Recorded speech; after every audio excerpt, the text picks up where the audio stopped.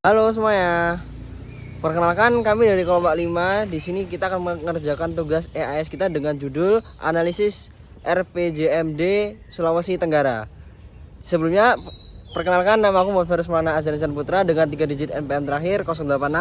Saya Zulfan Anugrah Tohopi dengan 3 digit NPM terakhir 126. Saya Muhammad Ferlis Anugrah dengan 3 digit NPM terakhir 088. Stay tune guys di video kita kali ini. Baik, jadi pada kesempatan kali ini kita akan membedah dan menganalisis rencana pembangunan jangka menengah daerah atau RPJMD dari Provinsi Sulawesi Tenggara, di mana Provinsi Sulawesi Tenggara menjadi salah satu provinsi yang berfokus pada hilirisasi nikel dan juga investasi asing, sehingga menjadikan Provinsi Sulawesi Tenggara menjadi wilayah dengan posisi yang sangat strategis. Namun, di balik angka-angka pertumbuhan ekonomi yang fantastis, kami memiliki beberapa pertanyaan mendasar yang wajib kami ulas. Yang pertama, apakah kebijakan pembangunan daerah benar-benar dirancang untuk kedaulatan masyarakat lokal atau hanya sebagai kepentingan bagi pasar global? Baik, beranjak dari pertanyaan sebelumnya, mari kita masuk pada substansi yang pertama. Apakah RPJMD Sultra ini mampu memberikan ruang posisi tawar bagi pemerintah provinsi untuk mendikte regulasi lokal? Dalam hal ini, penentuan kuota tenaga kerja lokal, pembagian royalti daerah yang adil, dan pengawasan AMDAL yang ketat. Ataukah sebaliknya, regulasi daerah justru ditekuk untuk mempermudah izin investasi yang pro pasar? Nah, jika kita telah dokumen perencanaan dan realisasinya, Provinsi Sulawesi Tenggara berada dalam posisi dilematis yang cukup struktural. Demi mengejar realisasi investasi dan pertumbuhan makro, Provinsi Sulawesi Tenggara seringkali tidak memiliki daya tawar yang cukup kuat di hadapan korporasi besar dan juga regulasi pusat. Efeknya kita bisa lihat dari pengawasan AMDAL dan hak tenaga kerja lokal daerah yang merasa seperti diabaikan.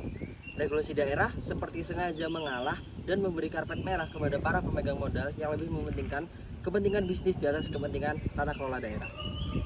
Lemahnya posisi tawar pemerintah daerah ini memicu dampak domino pada 3 aspek utama. Yang pertama, pada aspek sosial, dominasi industri ekstraktif ini berdampak langsung pada lingkungan di sekitar pemukiman warga seperti banjir, polusi, hingga sengketa ruang hidup yang memaksa masyarakat lokal untuk menerima resiko terbesar dari dampak pembangunan ini.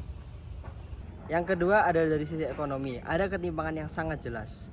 Angka pertumbuhan ekonomi daerah mungkin terlihat melonjak di atas kertas, namun pada realitanya keuntungan ini tidak dapat dirasakan oleh semua pihak, apalagi masyarakat.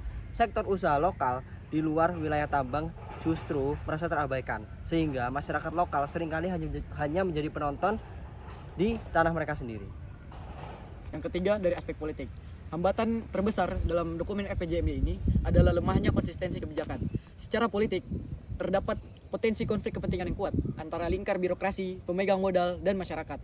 Ketika pemerintah gagal menjadi regulator yang independen, seringkali kebijakan publik menjadi pihak yang selalu dikorbankan.